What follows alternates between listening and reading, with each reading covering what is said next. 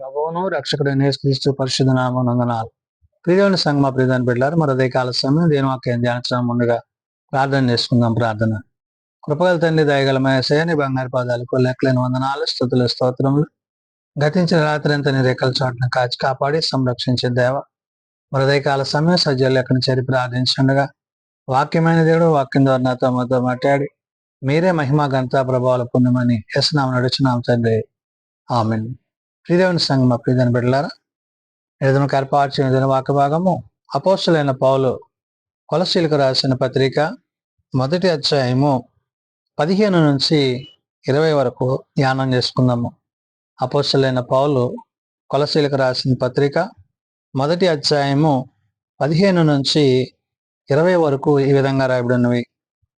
ఆయన అదృశ్య దేవుని స్వరూపి అయి సర్వ సృష్టికి ఆది సంభూతుడై ఉన్నాడు.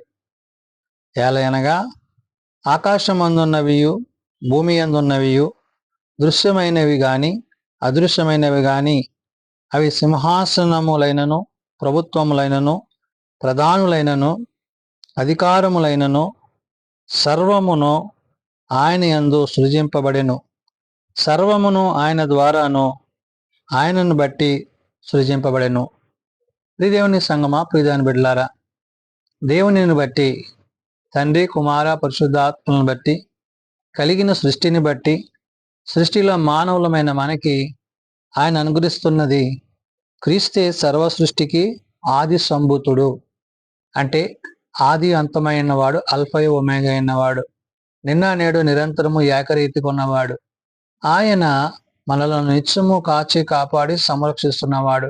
మనము ఆయన యందు జీవించువారమై ఆయనతో ఆయన రాజ్యములో ప్రవేశించువారమై ఉండాలి. కాబట్టి పరమందు ఉన్న ప్రభువుతో భూలోకమందు ఉన్న మనము ఏకత్వము కలిగి ఏకాత్మ కలిగి వారై ఉండాలి. కాబట్టి ఇక్కడ పౌలు అంటున్నాడు కొలసీ సంఘానికి, నేడు సార్వత్రిక సంఘానికి చెప్తూ, ఆయన అదృశ్య దేవుని స్వరూపి అయి సర్వ సృష్టికి ఆది సంభూతుడై ఉన్నాడు అన్నాడు. అదృష్ట దేవుని అంటున్నాడు అంటే దేవునితో, దేవుని ద్వారా తండ్రితో ఆయనకున్న సంబంధము, కుమారుడిగా మనతో ఆయన కలిసి ఉన్న విశ్వాసము, ఆదరణకర్త అయిన పరిశుద్ధాత్మ ద్వారా నిత్యము మనల్ని నడిపిస్తున్న ఈ కృపాకాలము. అంటే తండ్రిగా, కుమారునిగా, పరిశుద్ధాత్మగా త్రిత్వంలోని ఏకత్వాన్ని కలిగిన దేవుని యొక్క ఉద్దేశాలను పౌలు ఇక్కడ ప్రస్తావిస్తూ, ఏలయనగా ఆకాశం అందున్నవి భూమి అందున్నవి అంటున్నాడు. అంటే దేవుని యొద్ద ఉన్నవి, భూమి మీద ఉన్నవి. అంటే ఈ రెండిటి యొక్క ఉద్దేశాలను గుర్తు చెప్తూ, దృశ్యమైనవి కానీ అదృశ్యమైనవి కానీ అంటున్నాడు. అంటే కనబడేవి, కనబడనివి. అవి సింహాసనములైనను ప్రభుత్వములైనను ప్రధానులైనను అధికారములైనను అంటున్నాడు. అంటే దేవుడు కలుగు చేసిన వాటిలో వాటి స్థితిని బట్టి, వాటి ఉద్దేశాలను బట్టి, వాటి అధికారాలను బట్టి అవి ఏ విధంగా అయితే ఉన్నవో అనే విషయాన్ని ప్రస్తావిస్తూ, సర్వము ఆయన యందు సృజింపబడెను అంటున్నాడు. కాబట్టి సృజింపబడినవన్నీ కూడా దేవుని యొక్క ఉద్దేశములో, ఆలోచనలో, తలంపుల్లో కలిగినవే తప్ప ఆయన లేకుండా ఏవి కలుగలేవు. కాబట్టి ఆయన సృష్టికర్త అయిన దేవుని బట్టి, దేవుని మాటను బట్టి పౌలు ప్రస్తావిస్తూ, సర్వమును ఆయన ద్వారా ఆయనను బట్టి సృజింపబడెను అంటాడు. ఆయన ద్వారా ఆయనను బట్టి అంటే ఆయన ఆలోచనల్లో, తలంపులలో, ఉద్దేశాలలో ఒక ప్రత్యేకత ఉన్నది. కాబట్టి ఆ ప్రత్యేకతను కలిగిన వాడైన ఆ దేవాది దేవుని బట్టి నేడు పరిశుద్ధాత్మ దేవుడు పౌలు చెప్తున్న మాట, మనము ఏమై ఉండాలంటే క్రీస్తుకు, అంటే సర్వ సృష్టికర్తకు, ఆది సంభూతునికి సమీపముగా ఉండాలి.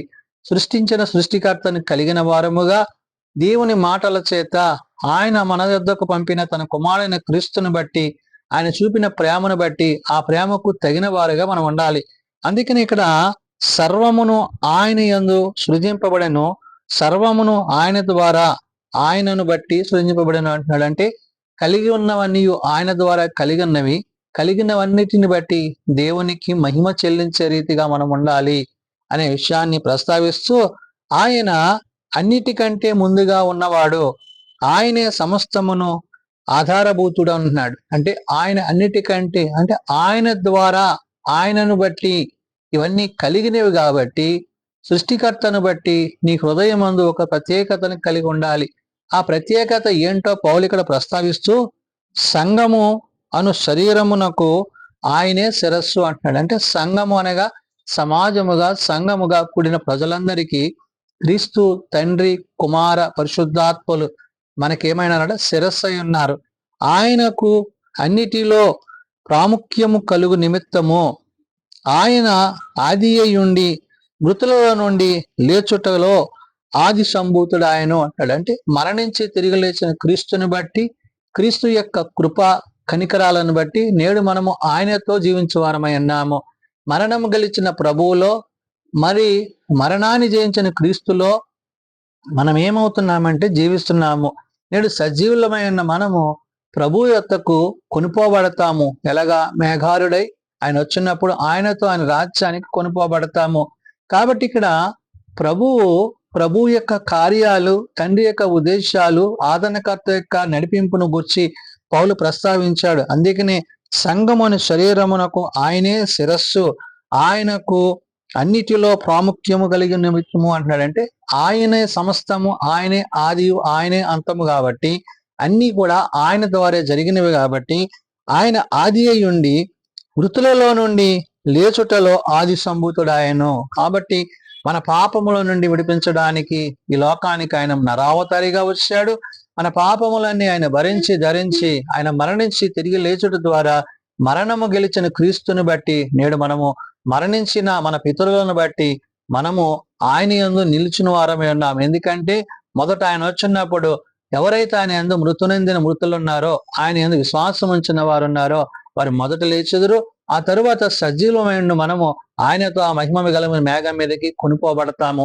కాబట్టి క్రీస్తు యొక్క రాకడను గురించి, ఆయన యొక్క ప్రత్యక్షతను గురించి పౌలు ఇక్కడ ఆనాడు కొలస్సే సంఘాన్ని, నేడు సార్వత్రిక సంఘానికి పౌలు చెప్తూ అంటున్నాడు, ఆయన యందు సర్వ సంపూర్ణత నివసించాలననియు ఆయన శిలువ రక్తము చేత సంధి చేసి ఆయన ద్వారా సమస్తమును, అవి భూలోకమందున్నవైనను పరలోకమందున్నవైనను వాటినన్నిటినీ ఆయన ద్వారా తనతో సమాధాన పరచుకొన వలెననియు తండ్రి అభీష్టమాయను అంటున్నాడు. అంటే తండ్రి యొక్క ఉద్దేశంలో, తండ్రి యొక్క ఆలోచనలో కుమారుడైన క్రీస్తు ఏదైతే తండ్రి కుమారులు ఏకాత్మ కలిగి, ఏక హృదయం కలిగి ఆదరణకర్తను మన మధ్య ఉంచారో ఆ ఆదరణకర్త ద్వారా నేడు మనం ఆదరింపబడుతూ, సమాధాన పరచబడుతూ, క్రీస్తు ప్రేమలో కొనసాగుతూ, క్రీస్తునందు విశ్వాసములో ముందుకు కొనసాగుతూ, తండ్రితో కుమారునితో పరిశుద్ధాత్మతో సదాకాలము జీవించే ధన్యత, యోగ్యత పరిశుద్ధాత్మ దేవుడు మనకు అనుగ్రహించాడు. కాబట్టి మనము ఇహమందుండు మనము పరమందుండు దేవునితో నిత్యము సహవాసము కలిగిన వారమై ఉంటున్నాము. కాబట్టి ఇక్కడ పౌలు ప్రస్తావిస్తున్న మాట, ఆయన యందు సర్వ సంపూర్ణత నివసింపవలననియు అంటాడంటే సమస్తము ఆయనలో నివసించాలి. ఆయన లేకుండా ఏది నివసించే అవకాశము లేదు. కాబట్టి మనల్ని కలుగు చేసిన దేవుణ్ణి బట్టి, ఆయన స్వారూప్యంలో ఉన్న మనల్ని బట్టి మనం ఆయనతో ఉండాలనేది ఆయన ఉద్దేశం. కాబట్టి దానికి తగినట్లుగా మనము ఆయన మాటల యందు, ఆయన ఉద్దేశాల యందు, ఆయన తలంపుల యందు మనము జీవించాలి. అనగా ఏది దేవుని ఉద్దేశమో, ఏది దేవుని చిత్తమైనదో దాన్ని గ్రహించి తెలుసుకొని ఆ ప్రకారం జీవించాలని పౌలు ఆనాడు కొలస్సీ సంఘానికి, నేడు సార్వత్రిక సంఘానికి తెలియజేసిన మాట. కాబట్టి ఇక్కడ ఆయన ద్వారా సమస్తమును, అనగా అవి భూలోకమందున్నవైనను పరలోకమందునైనను వాటినన్నిటినీ ఆయన ద్వారా తనతో సమాధాన పరచుకొనవలెనని తండ్రి అభీష్టమాయను అంటున్నాడు. భూమి మీద తన కుమారుని ద్వారా సమస్తానికి ఆయన ఆది సంభూతుడిగా ఉన్నాడు. తన కుమారుని ద్వారా మనకిచ్చిన రక్షణను బట్టి మానవులమైన మనము ఆయనతో ఉండడానికి ఆధిక్యతను కలిగి ఉన్నాము. అటు రీతిగా ఆదరణకర్త అయిన పరిశుద్ధాత్మ చేత నడిపింపబడుతూ ఆయన విశ్వాసం ఉంచువారు ఆయనతో, ఆయన రాజ్యంలో ప్రవేశించేవారు అవుతారు.